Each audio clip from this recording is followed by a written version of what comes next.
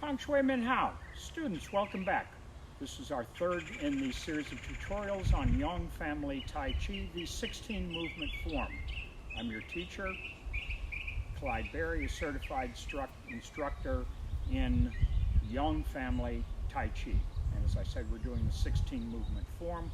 I trust that having followed on the previous tutorials that you've already done your warm-ups, I'm going to run through and give us a brief summary with going through and playing through what we have done to this point.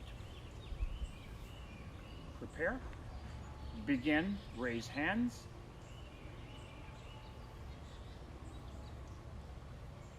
wave hands like clouds, turning at the waist,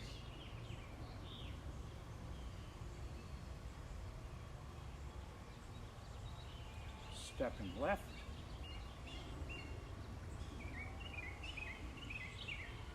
pivot,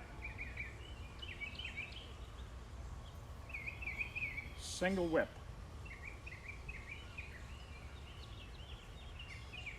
fist under elbow, white crane spreads its wing, brush left knee, push right palm, turning at the waist, lift the leg, stepping forward, play the lute, repulse monkey,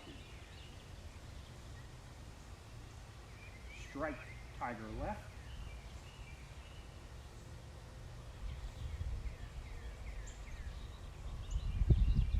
part the wild horse's mane,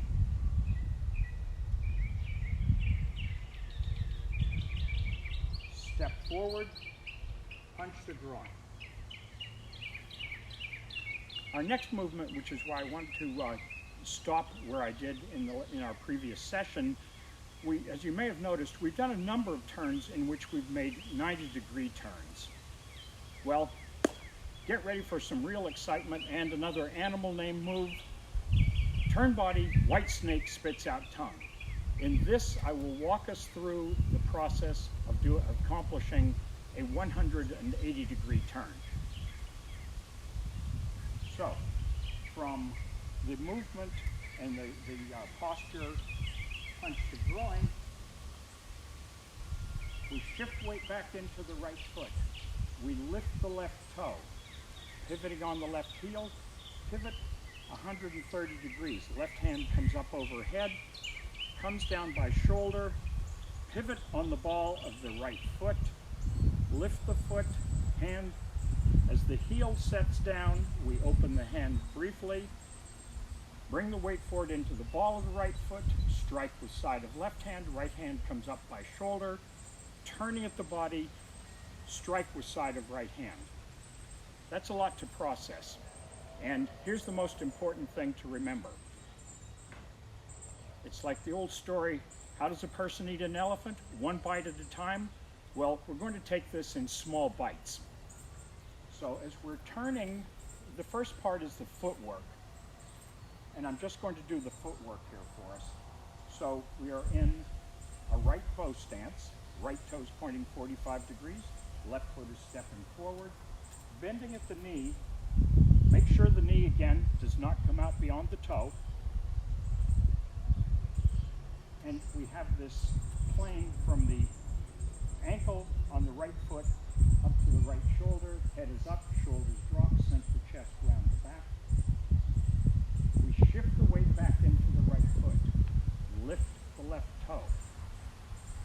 Now, I've been doing this for a couple of years, so I have a little more flexibility. I can go through and turn 120, 130 degrees and sink in. If all that you can do is lift and pivot 45, 60, 90, then that's all you need to do. Don't worry about it. We can make small adjustments here. But pivot as far as you are comfortable on that left heel, sink the weight into the left foot, pivot on the ball of the right foot to take the tension off both the hips and the knees, lift the foot, set the heel down, the toe is off the ground, and this is where we extend with white snake spits out tongue.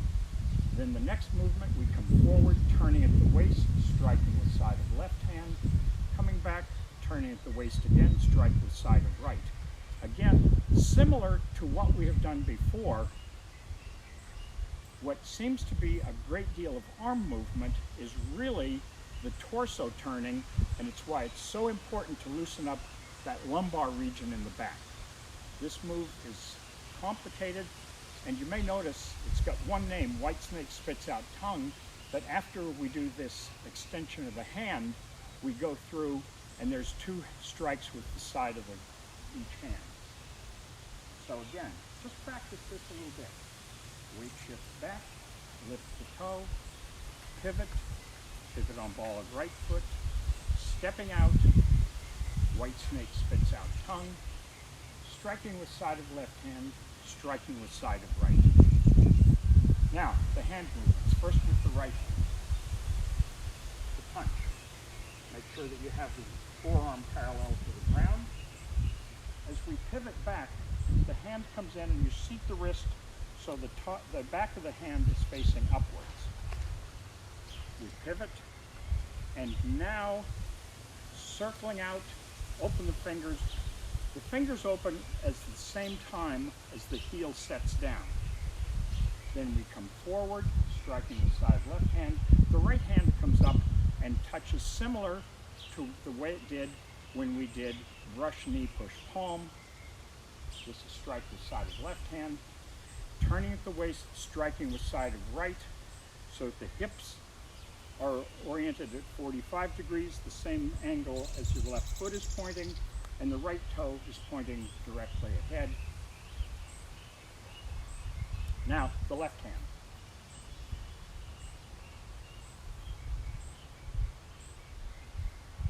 This is from punch to groin. As we shift, the hand comes up overhead. As we pivot, it comes down in by the shoulder, stays here. This is white snake spits out tongue. As the right hand comes back by the waist and comes up to the shoulder, we turn the torso, strike with side of left hand, and then we come back, strike with side of right with the fingers of the left hand pointing to the middle of the right forearm. Practice that a few times. Up, pivot, drop, strike with side, white snake spits out tongue, strike with side of left hand, strike with side of right hand. Now, pulling these all together. Punch the groin.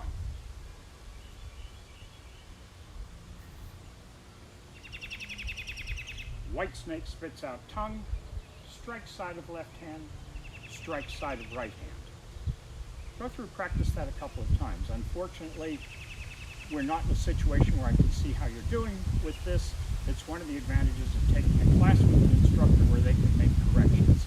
And believe me, there's plenty of corrections to be made on this. So, we're getting close to the end. So after we've done white snake spits out tongue, and the hands are over here, our hips are facing the 45 degrees, same direction the left toe is pointing, the right toe is off the ground, and the weight is forward in the ball of the right foot, the right knee is slightly bent, but it does not go out beyond the right toe.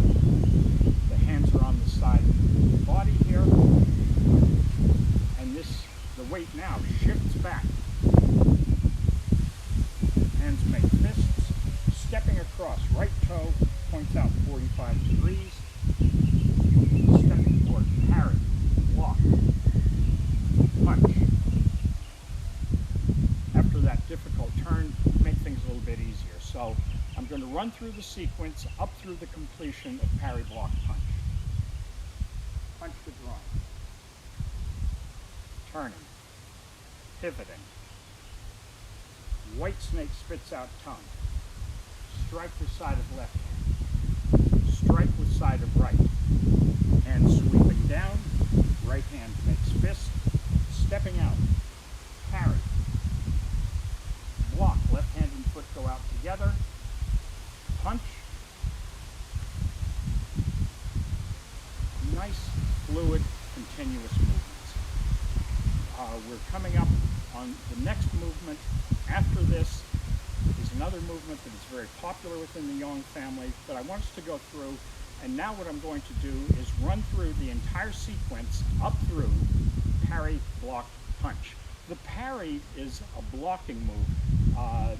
When people are sword fighting, the parry is just like it's a turn to move things away. The power on this comes from in the waist, and the first time that I saw this, I thought of the old Popeye cartoons with the old, that's all I can stands, I can't stands no more, where he goes through and, having his go around with Bluto or whoever the particular enemy at the time is. So, the entire sequence up through here. Prepare. Begin. Raise hands. Wave hands like clouds.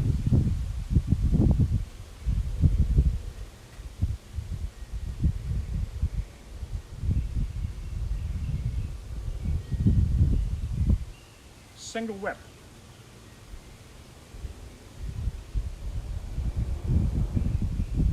Fist under elbow. White crane spreads its wings. Brush left knee, push right palm.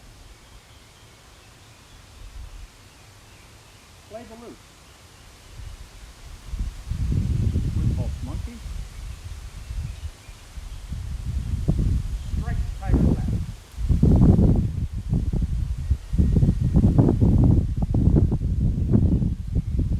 Part wild horse's mane. Step forward, punch the groin.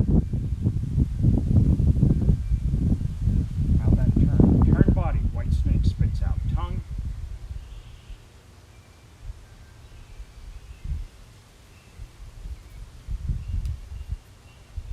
Parry, block, punch.